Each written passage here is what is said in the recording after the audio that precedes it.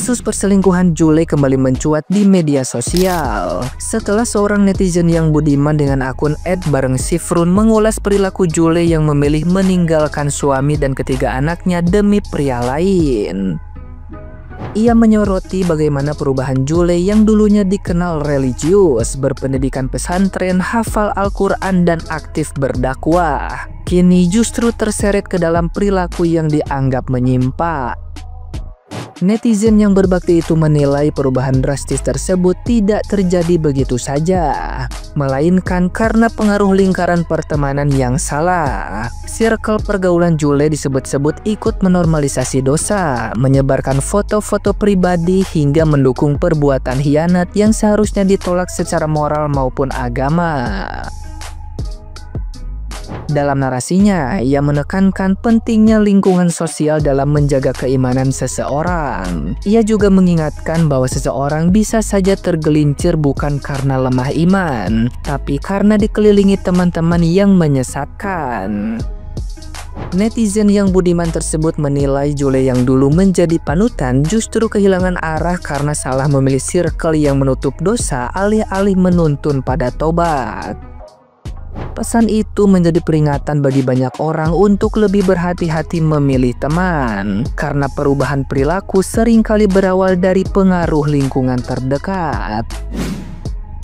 Ya, beberapa hari yang lalu beredar foto kayak gini, with new janda. Kurang ajar banget ini temannya ini yang nyebarin nih. Masa Jule sih yang nyebarin? Ya kemungkinan besar teman circle-nya dia itu yang nyebarin nih. Kacau. Jule ini emang keterlaluan, tapi temen-temennya aduh nggak kalah keterlaluan, bahkan lebih keterlaluan. Orang itu kan nggak tiba-tiba bisa berubah ya. Yang dulunya berhijab, rajin ngaji, nyantri, hafal Quran sampai tuntas, bahkan pernah memualafkan pasangannya yang jadi suaminya setelahnya. Nggak serta-merta bisa berubah menjadi begitu aja, jadi berani membuka aurat, nekat berselingkuh, atau bahkan berzina berkali-kali. Naudzubillah. Biasanya ada circle di belakangnya, circle yang menormalkan dosa, menormalisasikan dosa, yang mensupport dia untuk khianat karena mereka juga serupa biasanya. Circle yang bilang nggak apa-apa, semua orang punya hak untuk berdosa, nggak apa-apa, ini normal kok, namanya juga kita manusia. Yang ngajarin untuk menutupin dosa, bukan tobat menggugurkan dosa. Kan Rasul udah bilang sama kita, almar'u ala dini khalili, seseorang itu tergantung agama teman dekatnya. Falyandur ahadukum may khalil, maka hendaklah salah seorang di antara kita, masing-masing kita, memperhatikan siapa circle kita, siapa teman kita, siapa influence dari sahabat kita. Jadi kalau hari ini kamu masih dijaga sama Allah, bisa jadi bukan karena kamu yang kuat, bukan. Bisa jadi Jule lebih kuat dari kita karena kita kan belum selesai hafalan Qurannya. Kebanyakan dari kita kan, tapi Jule udah pernah, berarti kan dia lebih kuat di satu hal. Kenapa kok kita lebih kuat dalam satu hal? Jangan-jangan karena teman-teman kita masih baik, Allah masih pilihkan teman-teman yang baik.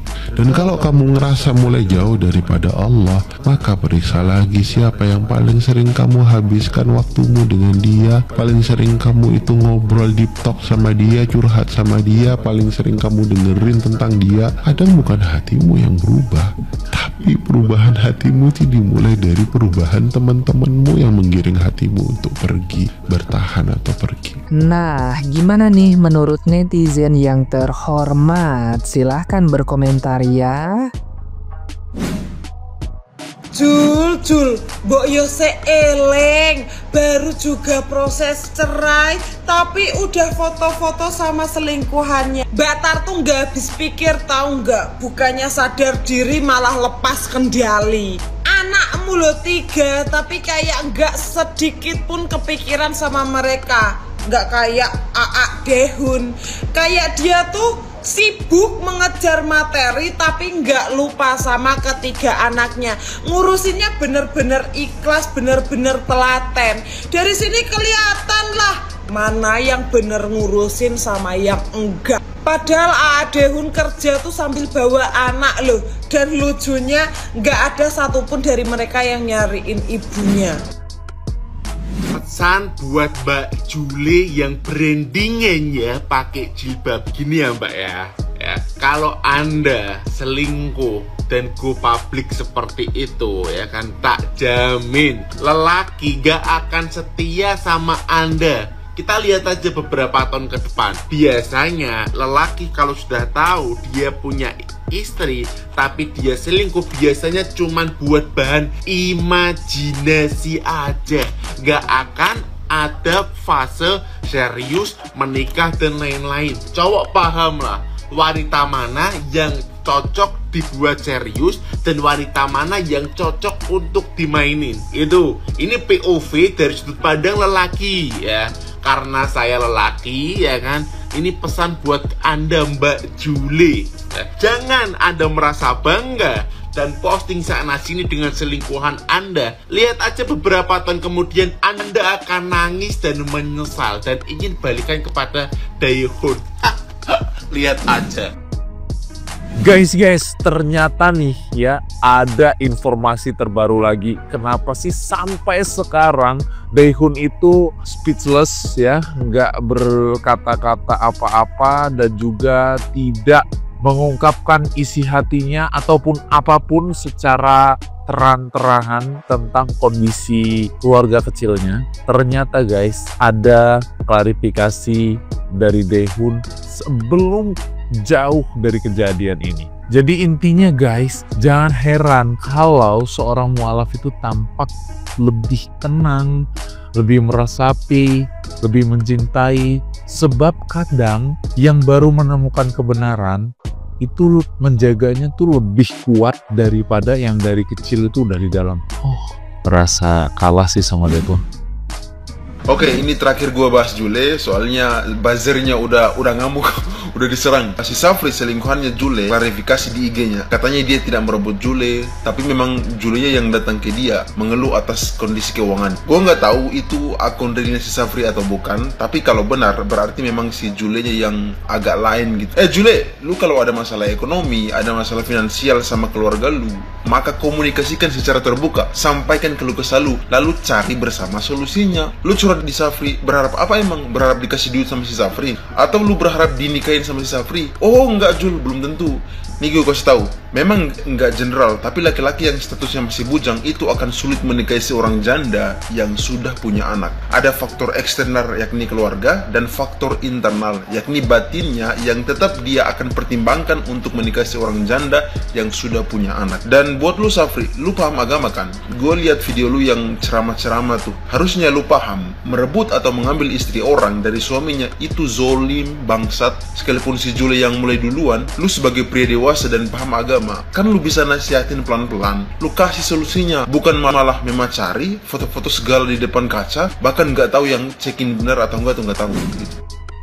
Aku udah punya 3 anak, punya suami yang ganteng dan baik tapi tetap selingkuh. Banyak banget denger info perselingkuhan yang kayak gue greget banget. Kenapa sih orang-orang selingkuh? Padahal jadi setia tuh gampang banget. Kenapa harus selingkuh? Tapi akhirnya aku curhat ke suami aku dan jawaban dia mind blowing, totally make sense. Tapi jujur bikin aku takut juga sih. Jadi ada konsep yang namanya novelty, dimana otak kita tuh ternyata senang sama hal baru, sama sensasi baru. Karena itu ngasih dopamin, ngasih kesenangan. Bayangin pas baru pertama kali kita pegangan tangan sama gebetan, rasanya kayak gimana, inget nggak? Kayak deg-degan, kayak ada kupu-kupu di perut, boro-boro pegangan tangan kayak sebelahan aja, deg-degan nggak? Tapi bandingin sama momen ke 1000 kali kita pegangan tangan, udah nggak ada rasa deg-degan, yang ada rasa ya tenang dan nyaman. Hal itu ternyata terjadi karena di hubungan jangka panjang kita tuh udah nggak ngerilis dopamin lagi, tapi digantiin sama hormon oksitosin, dimana hormon itu bikin kita ngerasa jadi tenang dan secure. Selain itu biasanya di hubungan jangka panjang kan pasti ada konflik ya. Jadi udah mah nih pasangan kita tuh nggak ngasih dopamin lagi, dia malah ngasih stres. Tapi itu wajar guys, karena nggak ada hubungan di dunia ini yang tidak ada konflik. Semakin kita intim sama orangnya, ya potensi konfliknya juga semakin besar. Tapi biasanya di momen-momen kayak gini, Opet datang. Ini adalah jawaban kenapa udah punya 3 anak, punya suami yang ganteng dan baik tapi tetap selingkuh. Terus kalian sering denger nggak? Di banyak kasus perselingkuhan, biasanya yang jadi selingkuhannya itu lebih jelek daripada pasangannya. Ya alasannya itu, karena yang dicari itu novelty alias hal baru, bukan hal yang lebih baik. Jadi as long as orang bisa ngasih dopamin tanpa stres ya nggak masalah. Tapi kondisi itu tidak menjustifikasi perselingkuhan. Karena ya hubungan itu bukan tentang nyari dopamin doang. Hubungan itu adalah tentang gimana kita belajar ngadepin konflik dan akhirnya kita bertumbuh bareng pasangan. Lagian dopamin itu bisa didapetin dari banyak cara, bukan dari selingkuh.